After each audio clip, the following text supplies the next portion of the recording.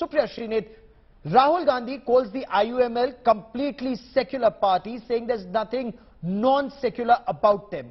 Mahesh Jethmalani says Rahul Gandhi is either naive, intellectually challenged or politically dishonest. The definition of secular is not connected with religious or spiritual matters. A party that defines itself in terms of religion or religious community cannot be secular.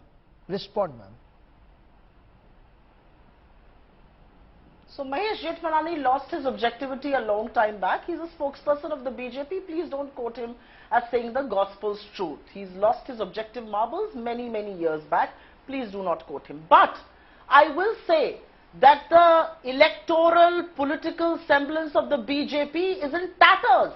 They actually got confused. You know, when their IT cell fake news factory head put out tweets about this, they actually got confused. They don't even know the difference between the Muslim League of Jinnah, with which Shama Prasad Mukherjee was running governments in Bengal, the Northwest Frontier Province and Sindh, and advising the British to somehow quell the 1942 Quit India movement. That's not the Muslim League we are talking about. We are talking about the IUML, and there is a difference. And just because you are raising questions on their credentials, let me remind your august audience here. In 2012, the Bharatiya Janata Party in Nagpur, the citadel, the seat of the RSS in Nagpur, they formed a coalition government for the local bodies there with the IUML. So the IUML is absolutely secular when the BJP touches it, but it's become problematic when anybody else does. And just a little dose of law for this country, for anybody who cares to know.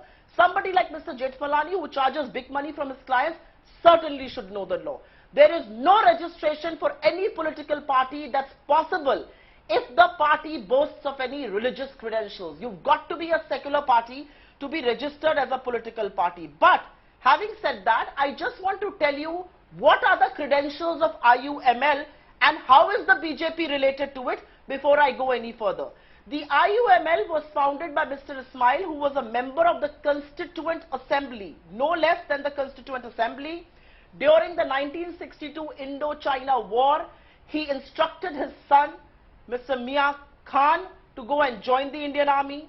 E. Ahmed was one of their ministers who by Atalji was sent on a delegation to Geneva. So obviously the party did not have bad credentials.